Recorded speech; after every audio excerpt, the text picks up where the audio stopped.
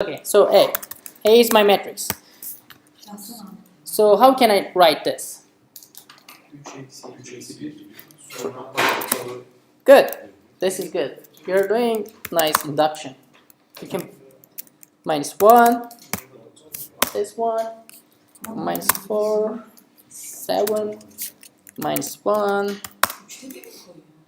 Yes. And you should be careful. If you don't do that, it will give you an error.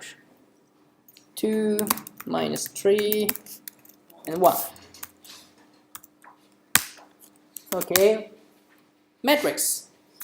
Okay, let's find B. B is a vector with 12, 0, 0. I really like this. And let's look at B. Oh, it's wrong because I want its vector. So it is transpose B. Transpose B. Okay, I like it. I misspelled it and it changed. Okay, so I have A, I have B, and this is new. It is in like couple of years back. Okay, you can do that. That's A times B. The good thing is Matlab, when it's multiplication, when they are matrices, performs matrix multiplication. So you don't need a built-in other different functions. This is the good thing about using Matlab for scientific purposes. You don't need to write or use different kind of packages. Times is, if it's scalar, it will be scalar multiplication. If it's metric, it will matrix multiplication. But the thing is, we don't need this. We need A inverse B. So what is your suggestion? How can I compute A inverse? Yes, you can do that. This is the good thing. It's matrix. And if I do that, I will get the same answer. No, but we don't need that. So what I want is this times B.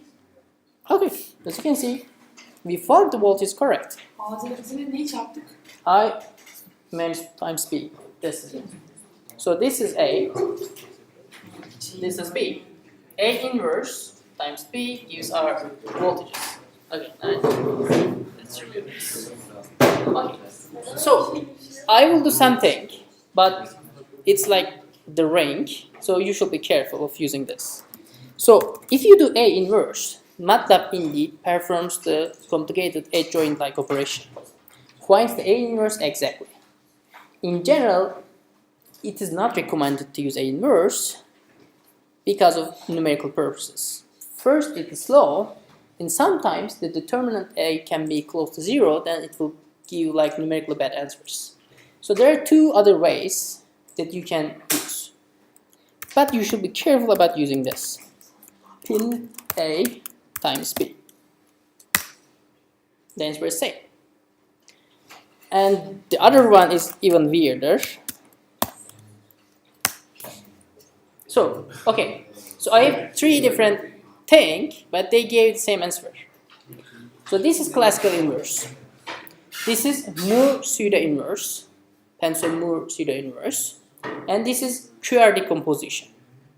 These are two famous way of computing inverse and other kind of matrix operations numerically, and they're fast, they're very good. But the thing is, when A is square,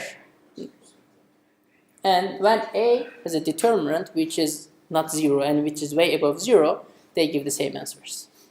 But sometimes A may be low rank. For example, we miscalculate one of the equations and they can be wrong. Then there will be linear independence. Then this will give bad results, and we will do that. And these two can give different answers. And these are related with the kind of degree of freedom that you can use this emptiness. But I generally suggest you to use A inverse. But in this class, I guess, in your take-homes, all of them are fine. Because I will try to give you the A matrices which are full rank. And maybe at the end of class, we can talk about the cases where A is not full rank or when A is not a matrix. Maybe A is not a square matrix, A is a like log matrix, how we can do the computations. Okay, so we do the matrix computation and basically we can do everything that I taught in the last 2 weeks.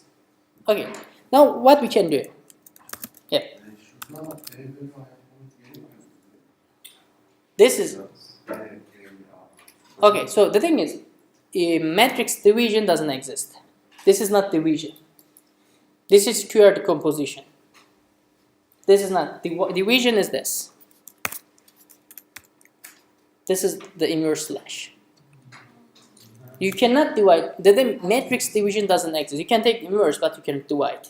So this is QR decomposition. This is a different way of computing.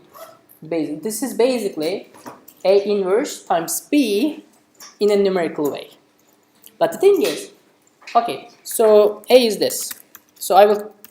So what time is it? Okay, so let me show you something. So I have A. So I want a different matrix where I have a replica of A at the bottom. How can I do that? I want a different matrix which is like 6 by 3 such that this is 3 minus 4, 2, 3 minus 4, 2. So I want a replicate of A here. So, yes, good. You can do that. Or, if I do this,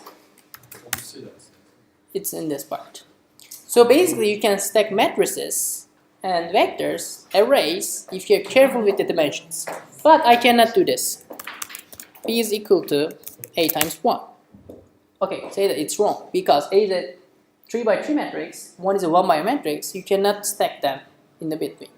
So Matlab is smart, and computation and this kind of mathematical things are really easier.